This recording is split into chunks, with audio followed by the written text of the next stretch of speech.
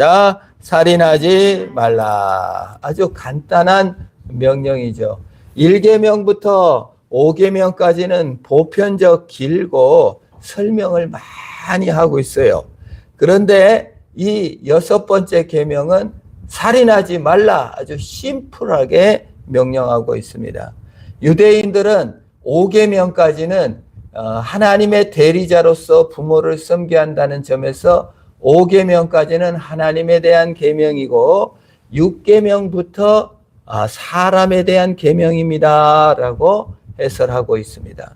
사람에 대해서 제일 먼저 우리에게 요구하시는 것은 사람은 사람을 죽이면 안 된다는 거예요.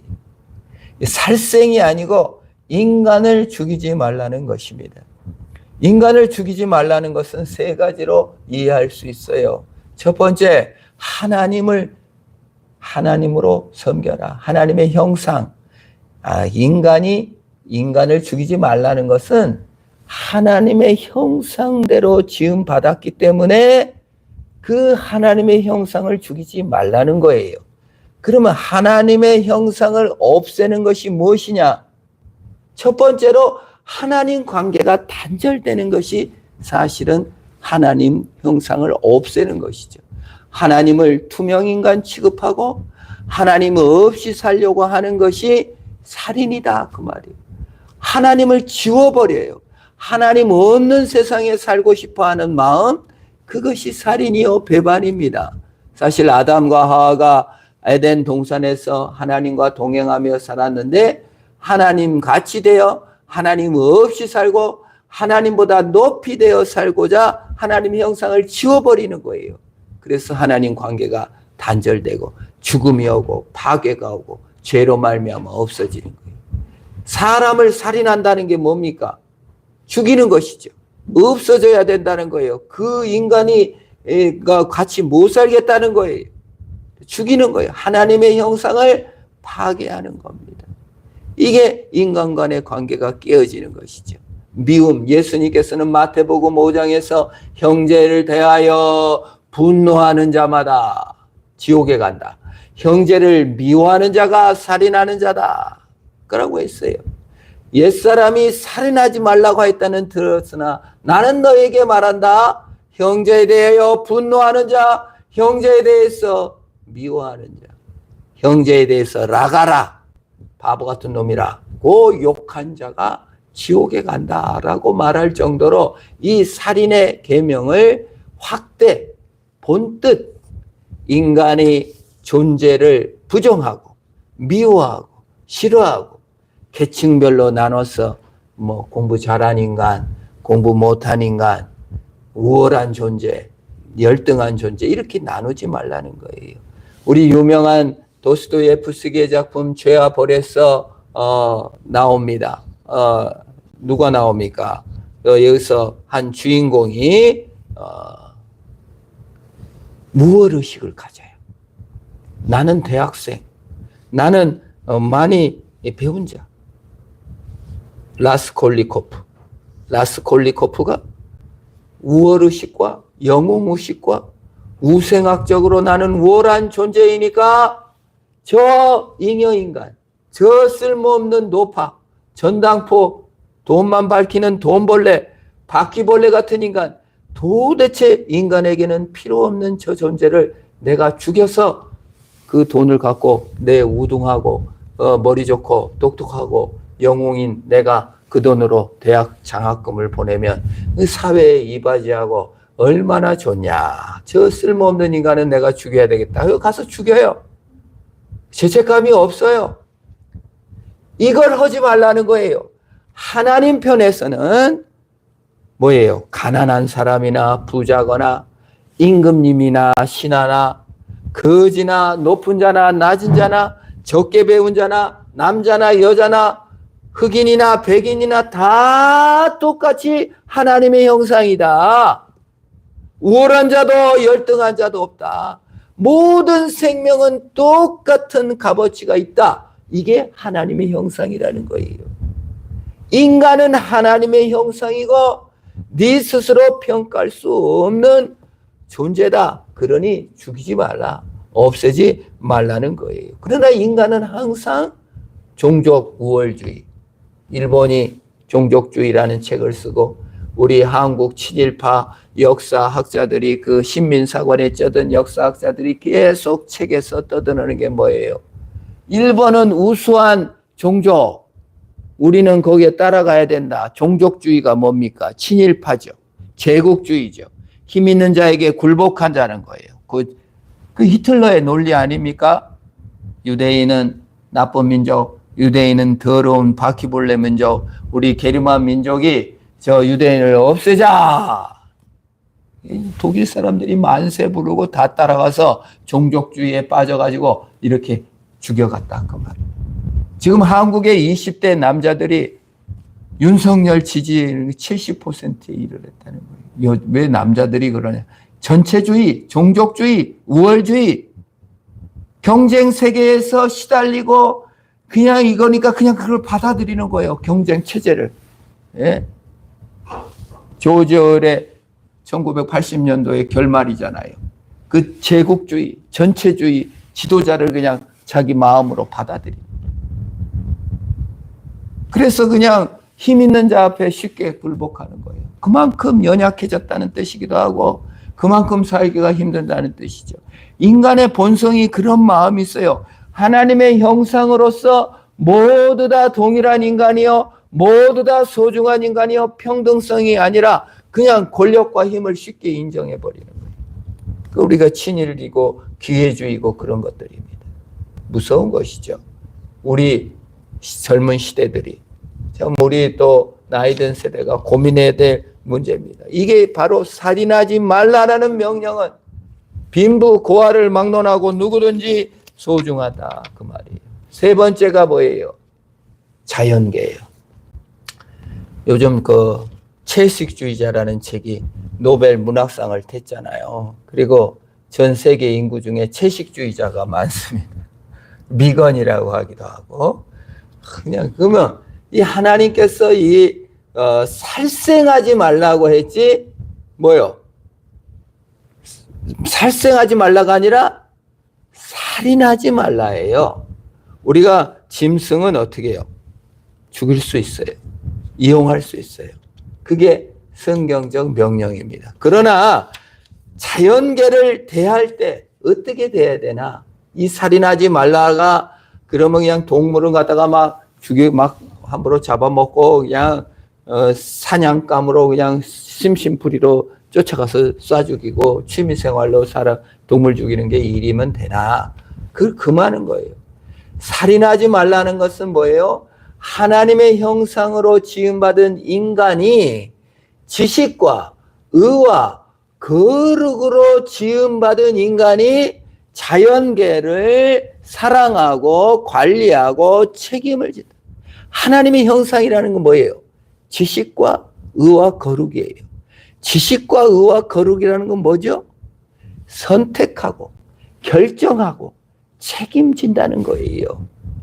짐승은 지식과 의와 거룩이 없어요. 그 책임이 없어.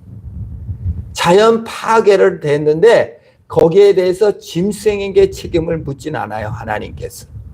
오로지 사람만이 하나님의 형상대로 지음받았기 때문에 이 자연계에 대하여 책임을 묻는 존재가 되었다 그 말이에요. 그래서 짐승을 보호하고 식물들을 보존하고 보호해야 될 책무가 있는 거예요. 여러분, 하나님의 형상으로서 하나님 관계가 꽝 깨지니까 죄와 죽음이 왔죠. 사람과의 관계가 꽝 깨지니까 뭐예요? 살인하고 죽이잖아요. 가인이 아벨을 죽이잖아요. 다윗 왕이 탐욕과 욕심으로 꽉 차니까 우리아를 죽이고 밧세바를 강간하죠. 이게 하나님의 형상이 파괴되는 현장입니다. 하나님의 형상으로서의 인간이 자기 책임을 다하지 못하니까 환경이 파괴돼 가지고 어떻게 돼요? 지금 기후위기. 지금 우리가 뭐 100년 만인지 200만 년인지 하여튼 기후를 측정한 이래로 가장 뜨거운 7월을 보내고 있다는 거예요. 막 열사병으로 사람이 죽고, 뉴스를 보니까 막 중국에서 막 난리가 나고, 미국에서 난리가 나고, 아무튼 기후위기, 북극에 얼음이 다 녹아서 곰들이 다 죽고, 그 얼음 속에 이산화탄소, 빙하 속에 이산화탄소들이 다 매장돼 있다는 거예요. 가겁각 멀어서. 그게 녹으니까 이산화탄소가 그냥 올라가니까 어떻게 해요? 지구가 뜨거워질 수밖에 없고. 뜨거워지니까 어떻게 해요? 비가 막 사방천지에 내려서 난리가 날 수밖에 없다. 이게 바로 하나님의 형상으로 지음받은 인간이 동물계에 대하여, 자연계에 대해서 마구 범람하고 쓰고 책임지지 못할 때 임하는 재앙들을 우리가 겪고 있는 거예요. 하나님의 형상이 파괴되진 곳에 하나님 관계가 깨어지면 죽음이 오고, 인간 간의 관계가 깨어지면 미움과 징벌과 원망과 불만족으로 가득 차게 되면 자연계가 파괴되어 이렇게 망가진다. 그러므로 살인하지 말라는 명령은 사실은 내 주권, 내 욕망, 내 마음대로 하나님을 조종하려다 보니까 하나님 관계가 틀어지고요. 내 마음대로 이웃을 조종하고 틀어쥐고 하려다 보니까 어떻게 해요? 인간관계가 깨지는 것이에요. 내가 우월해서 아벨보다 인정받은 자요. 아벨은 내 손으로 주물주물 해야 되는데 아벨이 나보다 인정받으니까 어떻게 해요? 그걸 죽일 수밖에 없는 거예요.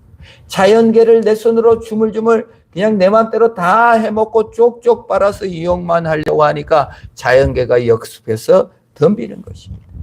그래서 살인하지 말라는 명령은 하나님 관계를 하나님 관계로, 하나님을 하나님으로, 사람을 사람으로, 자연계를 자연계로 존중하라는 명령이에요. 거꾸로 말하면 살려라 그 말이에요. 살인하지 말라를 긍정문으로 바꾸면 어떻게 되겠어요? 살려라 그 말이에요. 하나님의 관계를 살려라. 인간 간의 관계를 살려내라. 피조물과의 관계를 살려내라. 그 명령이에요. 더 이상 하나님과의 관계가 단절되고 하나님을 죽여버리지 마라. 그 말이에요. 니체는 하나님은 죽었다고 그랬죠. 신을 죽여버려. 하나님 관계를 단절시켜요. 그래서 자기가 우상이 되고 돈이 우상이 되고 내가 우상이 되는 그거 하지 말고 하나님 관계를 살려내라. 인간은 내 마음에 안 들면 죽여 없애서라도 경쟁에서 도태시켜서라도 진화론적으로 나만 이겨내면 된다는 논리, 나만 살면 된다는 논리 그거 하지 말아라. 같이 살아라. 같이 하나님 앞에 나가라 그 말이. 그걸 하나님께서 우리에게 하신 명령입니다. 신명기 22장 8절에도 내가 새 집을 지을 때 지붕에 난간을 만들어 사람이 떨어지지 않게 하라. 그 피가 내 집에 돌아갈까 하노라. 사람이 사람을 살려내야 된다는 거. 우리 파리바게트 빵 그 만들잖아요. 삼립 거기서 지금 몇 명이 죽었습니까? 그냥 그 빵 그래서 불매운동 다 몇 번을 일어났어요. 거기 12시간 근무하다가 그냥 거기 빵 주물 그거 하다가 떨어져서 죽었어요. 버스. 그래서 케이크를 먹을 때마다 내가 그런 생각도 해요. 아, 여기에 정말 노동자의 피값이 이게 참 들어있구나. 그거 하지 말라는 거예요. 아니, 12시간 일하면 새벽 1시, 2시, 3시 그냥 밤새 일하면 사람이 어떻게 됩니까?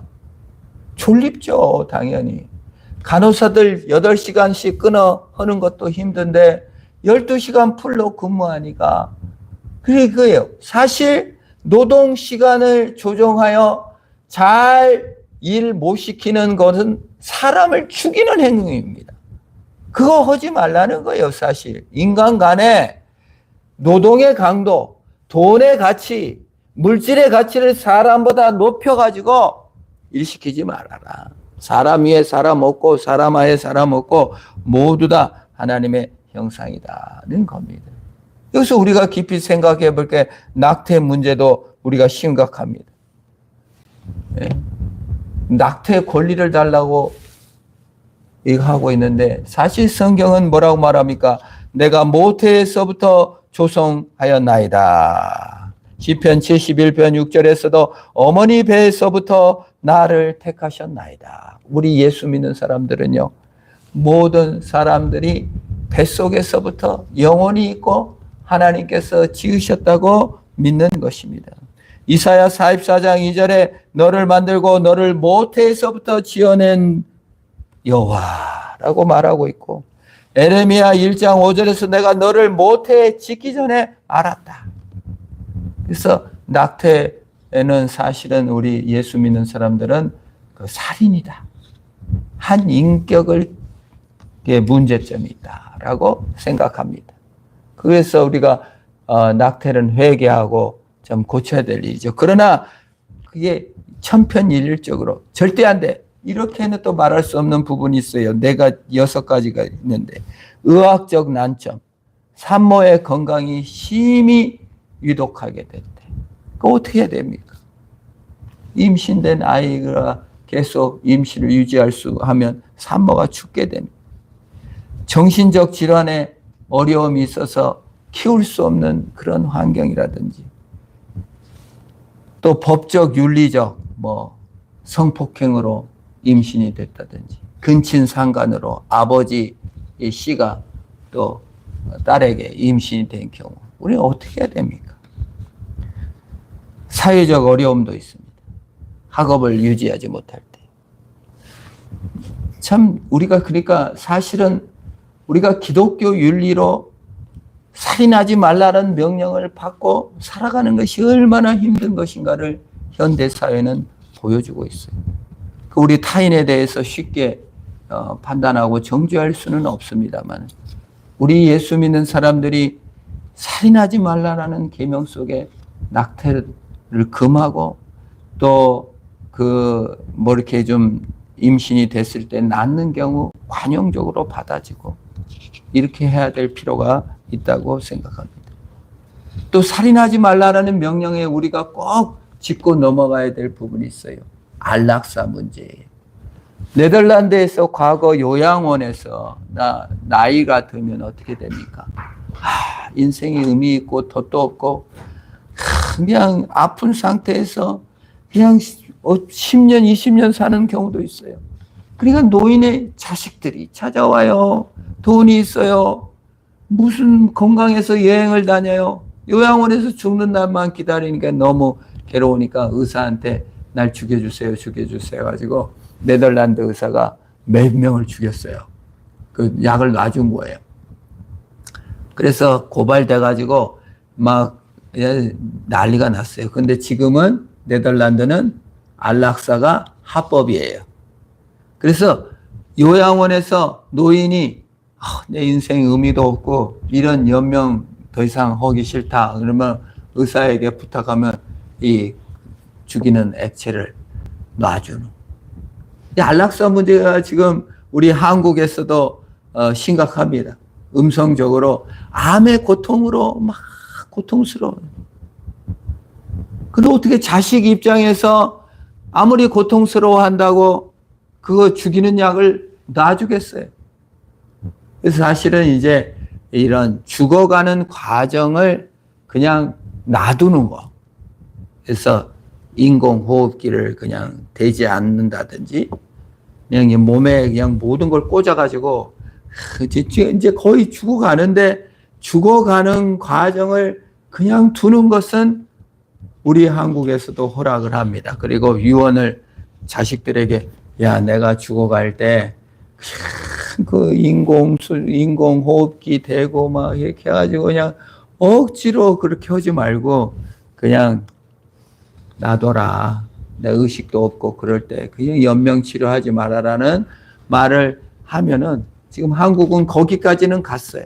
아직까지는 안락사는 불법입니다. 참 어려운 문제입니다. 이 문제가. 과연 인간의 의미가 무엇인가? 우리를 돌아보게 해요. 낙태 문제나 안락사 문제나 우리의 이제 여러 가지 윤리적 문제가 있는데 거기에서도 우리가 놓치지 말아야 될 것은 사실 살아있는 상태만 우리가 존귀하고 귀하고 멋지다고 생각하는 것은 죄입니다. 죽음을 받아들이는 믿음이 우리에게 있어야 돼요. 여러분, 초식 동물은 풀의 죽음을 통하여 자신의 생명을 유지하고요. 육식 동물은 초식 동물의 죽음을 통하여 자신의 생명을 유지합니다. 사실 죽음을 바탕으로 하여 우리 인간이 존재한다고 해도 과언이 아닙니다. 우리는 신앙적으로 예수의 죽음을 바탕으로 해서 생명을 살아가는 거예요. 그런데 우리가 인생을 생각할 때 살아있는 것, 성공, 이것만 생의 의미를 둘 때가 너무 많아요. 그러다 보니까 늙어가고 힘없어지는 것은 너무 비참한 것으로 우리가 죽어가는 과정을 비참의 과정으로 이해하지 않고 영광의 과정으로 이해하는 저와 여러분이 되어야 될 줄 믿어요. 여기 살인을 하지 말라라는 명령은 사실은 인간이 죽어가는 과정도 영광스러운 생의 과정으로 받아들이는 경지까지 이르러야 한다 그 말이에요. 하나님과의 관계에서 죽어야 사는 것입니다.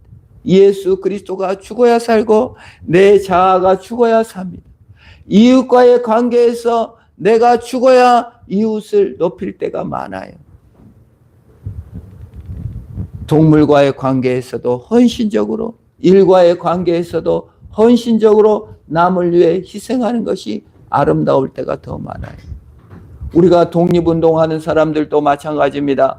그들이 더 살 수 있었지만 의로운 일을 위하여 자신의 생명을 내놓을 때 빛나는 거예요.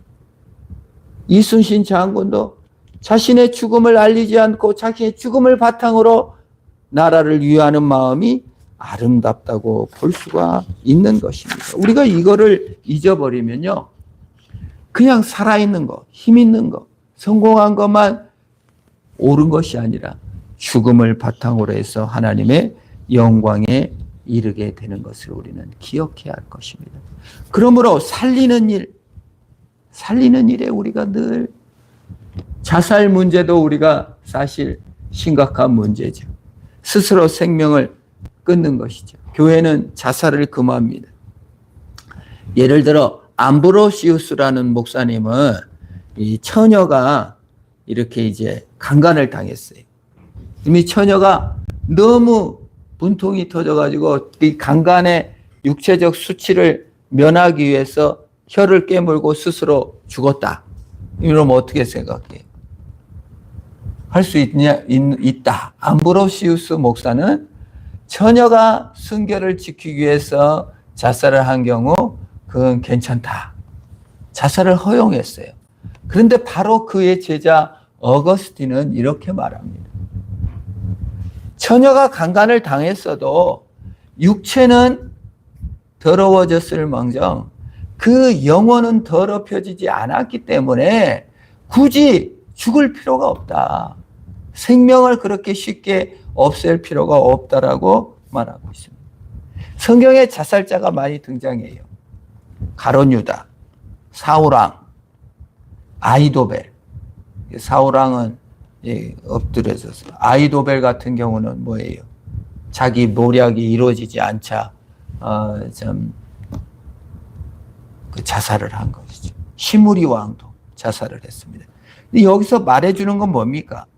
죽음, 자기 연민, 자기 인정, 자기 왕권, 자기 자존심, 그것 세우려다가 스스로 해야 하는 것은 죄입니다. 그러나 우리가 예수님이 죽음, 뭐예요? 인류를 위해서, 나를 위해, 타인을 위해 헌신한 죽음은 아름답다. 그 말입니다. 그래서 우리가 죽음은 문제는 살리는 문제로, 하나님 관계를 회복하는 문제로, 이웃과의 관계를 회복하는 문제로, 생명을 살리는 문제로 들어가야 된다. 그 말이에요. 안락사 문제도 사실은 남을 이롭게 하는 문제로, 죽음의 과정을 받아들이는 과정으로 승화시켜야지 내 자존심, 내 명예 때문에가 아니라 하나님의 영광을 위하여는 방법으로 우리가 이해한다. 그 말이에요. 늙어가는 과정을 받아들여야 된다. 그 말이에요. 생명이라는 존재가 의미 있는 이유가 하나님의 형상으로서 존재하는 그 자체임을 우리는 인정해야 한다 그 말이에요. 우리 존 케네디 목사님의 간증을 들으면 그분이 이 소록도 여기 나원자촌에 방문을 했는데 거기 나병으로 눈도 귀도 뭐 이런 거 다 손발이 다 없는데 이 팔 하나 남았는데 그분이 그분을 면접했을 때 이 하나 남은 손으로 하늘을 가리키면서 어떻게 온 줄 알고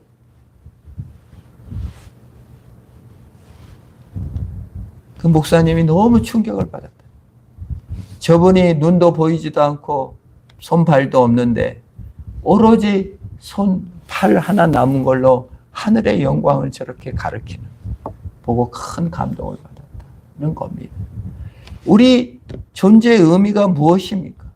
우리 사는 이유가 무엇입니까? 사실 하나님의 영광을 위해 살 때 가장 아름답고 존귀하고 멋진 것입니다. 사도 바울은 이렇게 말합니다. 나의 간절한 기대와 소망을 따라 아무 일에든지 부끄럽지 아니하고 지금도 전과 같이 담대하여 살든지 죽든지 내 몸에서 그리스도가 존귀하게 되게 하려 하느니 이는 내게 사는 것이 그리스도니 죽는 것도 유익합니다. 예수 믿는 사람들은요, 죽는 것도 유익인 줄 믿으시기를 축원합니다. 죽음은 나쁜 것이죠. 죽음은 공허한 것입니다. 죽음은 영원한 이별이며 죽음은 너무 슬픈 거예요. 그러나 예수 그리스도의 죽음을 통하여 우리가 영생을 얻었고 사도 바울이 고백한 것처럼 살아있는 것만 유익한 것이 아니라 죽는 것도 유익하다. 너희의 유익이다. 그 말이에요. 그래서 이 둘 사이에 끼어있으니 빌립보서 1장 23절이죠. 차라리 세상을 떠나서 그리스도와 함께 있는 것이 훨씬 더 좋은 일이라 그렇게 하고 싶으나 여러분 어떠세요? 나는 안 죽고 싶어. 그럴 수도 있습니다. 그러나 사도 바울은 내가 빨리 죽어가지고 하나님 품에 가는 것이 훨씬 좋다. 영원한 생명의 품에 안기는 것이기 때문에 그래요. 우리 예수 믿는 사람은 죽지 않고 영원한 하나님 품에 안겨요. 그러나 24절에 내가 육신에 있는 것이 너희를 위하여 더 유익하리라. 남의 유익을 위해서 존재할 때 우리 생명이 빛나는 줄 믿습니다. 내가 뭘 잘 먹고 성공하고 잘 되는 게 아니라 남의 유익을 위하여 하나님의 영광을 위하여 드려지는 일로 인하여 유익하다 그 말입니다. 이 말은 뭐예요?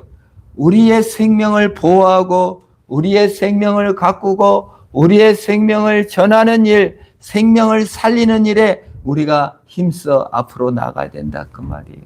사실 하나님 관계와 이웃 관계와 피조물 관계를 회복한다는 겁니다. 하나님 관계의 회복이 인간 관계의 회복이기도 합니다. 하나님의 구원을 감사할 때 저는 하나님 관계가 회복된다고 생각해요. 하나님 관계를 기뻐하는 것이 하나님 관계를 회복하는 겁니다. 하나님께 기도하는 것이 하나님 관계를 회복하는 겁니다. 요즘 감사가 없어요. 불만족해요. 이것도 더 있어야 되겠고 저것도 더 있어야 되겠고 점수도 더 나와야 되겠고 대학도 더 좋은 데를 가야 되겠고 성적도 더 잘 나와야 되겠고 돈도 더 많이 벌어야 되겠고 늘 우리는 그래서 감사가 없어요. 하나님께도 감사 기쁨보다는 뭐예요? 불만이에요. 그 죽는 일이에요. 죽는 일. 사는 일은 뭐예요? 감사하고 기뻐하고 기도하는 일 줄 믿습니다. 데살로니가전서 5장 16절 18절 항상 기뻐하라 쉬지 말고 기도하라 범사에 감사하라 이것이 그리스도 예수 안에서 너희를 향하신 하나님의 뜻이니라. 하나님의 뜻 사는 것이죠. 어떻게 사는 게 진짜 사는 것이냐? 하나님의 뜻 그리스도 안에 죽는 겁니다. 어떻게 하는 것이 진짜 죽는 것이냐? 감사하는 겁니다. 하나님의 구원에 감사하는. 감사할 때 기쁨이 와요. 감사한 일 없는데 뭘 기뻐하겠어요? 기도해야 감사가 나옵니다. 살인하지 말라, 죽지 말라는 겁니다. 살아있어야 합니다. 살아있다는 게 뭐예요? 하나님 관계에서 살아있다. 불만족하면 죽음이에요. 아담과 하와가 에덴 동산을 불만족해요. 하나님 없었으면 좋겠다. 하나님이 주신 거 이거 하나도 안 좋다. 하나님보다 높이 돼야 좋다. 불만족하다가 죽은 겁니다. 살아있다. 하나님 관계. 하나님과 감사하다. 점검해 봐야 됩니다. 하나님께 감사한 게 있어요? 구원받은 거에 대한 감사가 있습니까? 그게 없으면 사실은 죽었어요. 하나님과 감사함이 없어요? 하나님 관계가 죽은 거예요. 하나님이 기뻐함이 없다? 하나님 관계가 죽은 거예요. 하나님께 기도함이 없다? 죽었어요. 죽었어. 없는 취급이에요. 사람과 관계도 마찬가지입니다. 사람 관계를 살려내야 돼요. 감사가 없어. 도무지 베풀어도 더 안 줘서 저 사람은 더 좋네. 기쁨이 없어. 그 사람을 기뻐하지 않아. 맨 불만족. 이것도 못했고 저것도 못했고. 죽은 거예요. 죽었어요. 감사가 없으면 죽었어요. 기쁨이 없으면 죽었어요. 소망이 없습니다. 예수 그리스도께서는 감사 기도. 예수 그리스도는 우리를 기뻐하셨어요. 살아있어. 감사를 드리는 저예요. 자연계에 대해서 감사. 그냥 뭘 그냥 어떻게든지 그냥 얻어내야 되는 게 아니라 감사. 그게 기도를 통해서 이루어집니다. 기도가 뭡니까? 나를 수용하는 거예요. 나를 수용을 못하니까 나를 죽여야 돼. 내가 너무 불만족한 거예요. 이 환경이 너무 못마땅한 거예요. 나도 수용을 못하고 남도 수용을 못하고 그러니 이웃관계가 깨지죠. 그러니 하나님도 수용을 못해. 하나님의 명령도 하나님께서 주신 것도 수용을 못하고 그냥 불만하고 억울하고 외롭고 고독하고 슬프고 그 어디예요? 죽었어요. 죽었어. 하나님과의 관계가 죽은 것이요. 이웃과의 관계가 죽은 것이요. 하나님 관계가 죽은 거예요. 살려내야 됩니다. 살아나야 됩니다. 구원하신 하나님의 은혜에 살아나야 돼요. 쉬지 않고 기도하라. 기도해야 돼요. 기도해야 살아나요. 우리가 인공호흡을 할 때 숨이 막혔으면 그냥 심장을 막 해서 터쳐내잖아요. 물에 빠져서 호흡이 멈춘 사람을 불러다 입에다가 훅 불어넣어가지고 팍 터져서 호흡하게 만들잖아요. 주일날 오신 게 인공호흡이에요. 말씀으로 살아나라. 감사로 깨어나라. 어찌 목사가 대신 살아주고 하나님이 대신 살아줍니까? 의와 지식과 거룩의 존재로 지음받아 책임 있는 존재로 나가서 내가 숨을 쉬어야죠. 내가 감사해야죠. 오늘부터 감사운동. 쉬면 숨을 쉬면서 쉬지 않고 기도한다는 게 뭐예요? 숨을 쉰다는 거잖아요. 그래서 오랜 기독교 전통이 동방교회 전통이 뭐예요? 호흡 기도예요. 호흡. 숨을 쉴 때 하나님 아버지 내쉴 때 감사합니다. 쉼을 여러분 쉼 쉴 때, 잘 때, 호흡할 때, 공부할 때도 숨을 쉬잖아요. 밥 먹을 때도 숨을 쉬잖아요. 잘 때도 숨을 쉬잖아요. 쉬지 말고 숨 쉬듯이 하나님 아버지 불쌍히 여기소서. 주 예수 그리스도시여 자비를 베푸소서. 주 예수 그리스도여 긍휼을 베풀어 주소서. 호흡법으로 기도하는 저와 여러분 되기를 축원합니다.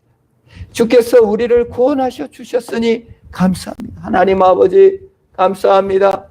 하나님 아버지 구원해 주셔서 감사합니다. 하나님 아버지 죄인인 나를 불쌍히 여기소서. 이렇게 호흡으로 하나님께 기도하는 거예요. 그게 살려내는 거죠. 안 되면 인공호흡이라도 해서 살려내야 되는 것입니다. 누가 기도합니까? 살아있는 자가 기도합니다. 누가 감사합니까? 살아있는 자가 합니다. 누가 기뻐합니까? 살아있는 자가 합니다. 누가 겸손합니까? 살아있는 자가 해요. 죽은 자는 감사가 없어요. 아우 내가 불만만 가득하고 기쁨이 없고 기도가 없으면 내가 죽었나? 살려내야지. 살인하지 말라 했는데 내가 내 자신을 죽이고 있고 하나님 관계를 죽이고 있고 피조물 관계를 죽이고 있구나. 살려내야지. 공부도 살려내는 거예요. 공부에 대해서 감사할 때 공부도 살아날 줄 믿습니다. 공부도 기뻐하고 일도 살려내야 돼요. 그 일을 기뻐하고 하나님의 영광을 돌리는 수단으로 만들어갈 때 살아날 줄로 믿습니다. 예수를 기뻐하고 예수님께 감사하고 예수님께 기도하고 매 순간 매 분초마다 살아나는 역사가 하나님 관계에서 인간 관계에서 피조물 관계에서 일과 관계에서 하나님의 형상으로 살아나는 역사가 우리 모두에게 있기를 축원합니다. 기도하겠습니다. 하나님 아버지 감사합니다. 살인하지 말라. 살려내라. 우리 영혼이 하나님에 대하여 사람에 대하여 피조물에 대하여 일에 대하여 살아나고 항상 기뻐하며 범사에 감사하며 매 순간 기도함으로 승리케 하옵소서. 예수님의 이름으로 기도합니다.